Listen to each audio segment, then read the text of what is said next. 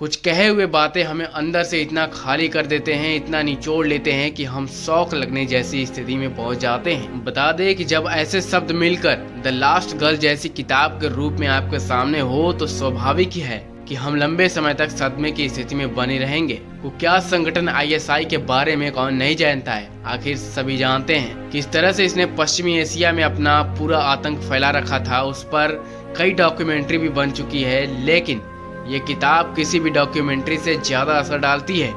Iraq में अमेरिकी हमले और पश्चिमी एशिया में अरब क्रांति के बाद पैदा हुई अस्थिरता और अफरा तफरी जैसे हालत ने इस संगठन के पैर को पसारने की जमीन दी थी। संगठन ने इस्लाम और जिहाद के नाम पर अपने अधीन आए इलाकों को किस तरह नरक में बदल कर रख दिया, उसकी भयानक रोंगटे खड़ा कर देने वाली यह तस्वीर, यह किताब द लास्ट गर्ल शांति के लिए नोबेल पुरस्कार से नवाजी गई। इराक मूल की लड़की नादिया मुराद की ही नहीं, उन हजारों लड़कियों की जीवनी है जिन्होंने आईएसआई की कैद में रहते हुए यौन उत्पीड़न झेला। जी हाँ, हर इंसान अपनी एक पहचान के साथ जीता है। यह पहचान भाषा, धर्म, जाति, लिंग, भूगोल किसी भी प्रकार का हो सकता है। इसे पहचान के कारण अक्सर लोगों को कई तरह की यातनाओं और हिंसा से गुजरना पड़ता है। इसी के बीच बात करते हैं साल 2014 में आतंकी संगठन आईएसआई ने इराक में हजारों लोगों का सिर्फ इसलिए नरसंहार कर डाला क्योंकि वे यजीदी थे। और नादिया मुराद की कहानी उन हजारों यजीदी स्त्रियों जैसी है जिनका जीवन 2014 में अचानक से बदल गया। उनके गांव पर आतंकियों ने हमला किया। आतंकी यजीदियों को नीच नास्तिक कहते थे। उनके हिसाब से यजीदी धर्म का अस्तित्व खत्म कर देना चाहिए और उनकी स्त्रियों पर कब्जा कर लेना चाहिए, ऐसा उनका मानना था। किसका? आतंकवादियों का, आईएसआई के आतंकवादियों का। जी हाँ, नमस्कार दोस्तों, मैं हूँ शिवम और आज का वीडियो बहुत ही दर्दनाक होने वाला है। देखो, तुम्हारे घर में भी अगर बहन है तो उसके लिए एक लाइक कर देना, क्योंकि आज भी एक उसी बहन की कहानी बताने वाला हूँ जो एक कम उम्र की लड़की के ऊपर बहुत सारी यातनाएं दी गई और यौन शोषण किया गया। फिर भी वो लड़की इन सभी परिस्थितियों में जीती रही और लड़ती रही। आज की कहानी तुम्हारे रूह को कपा देने वाली है। इस वीडियो को ध्यान से देखना। अगर तुम चैनल पे नए हो या पुराने मुझे नहीं पता, प्लीज छोटे भाई को सपोर्ट करो। चैनल को सब्सक्राइब करके ही सपोर्ट कर सकते हो। आइए कहानी को आगे ले चलते हैं और विस्तार से पूरी बातें समझते हैं। आईएसआईएस ने सिंजर में रह रहे यजीदी पुरुष को मार डाला और बच्चों और माओ को अलग कर दिया। स्त्रियों का अपहरण करके अपने साथ कैंप में ले गए। वहां उन्हें सामान की तरह खरीद बेचा जाता था। इसके बाद आपको बता दें कि युद्ध कहीं पर भी हो, वह सबसे पहले और अंत में स्त्रियों के देह पर ही लड़ा जाता था। युद्ध का परिणाम कुछ भी हो, हारती स्त्रियां ही थी। जी हाँ, बता दें कि नादिया का जन्म इराक के सिंजर जिले के कोचो गांव में हुआ था। उनका परिवार खेती किया करता था। नादिया का सपना था कि स्कूल खत्म होने के बाद वह ब्यूटी पार्लर खोलेंगी।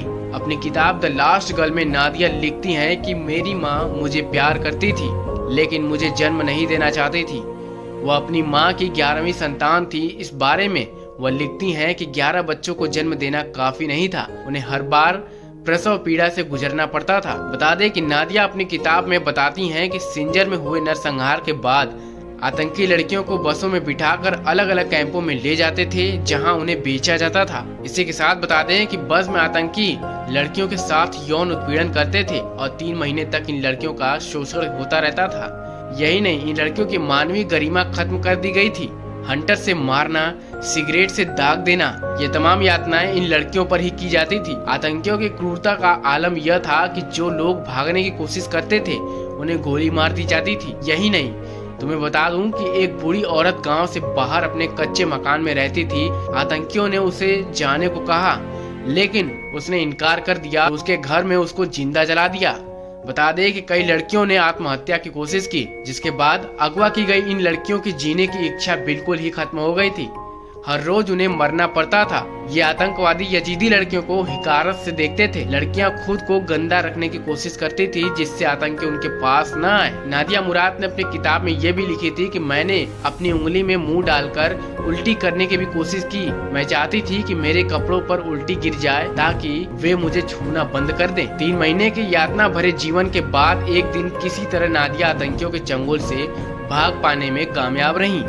एक स्थानीय परिवार ने उनकी मदद की और नासिर नाम के लड़के ने उन्हें वापस उनके परिवार तक पहुंचाया। मित्रों, बता दें कि साल 2018 में नादिया को युद्ध और सशस्त्र संघर्ष के हथियार के रूप में यौन हिंसा के इस्तेमाल को खत्म करने के उन प्रयासों के लिए शांति का नोबेल पुरस्कार दिया गया। लेकिन क्या यह पुरस्कार नादिया को उनकी पिछली जिंदगी लौटा सकती थी?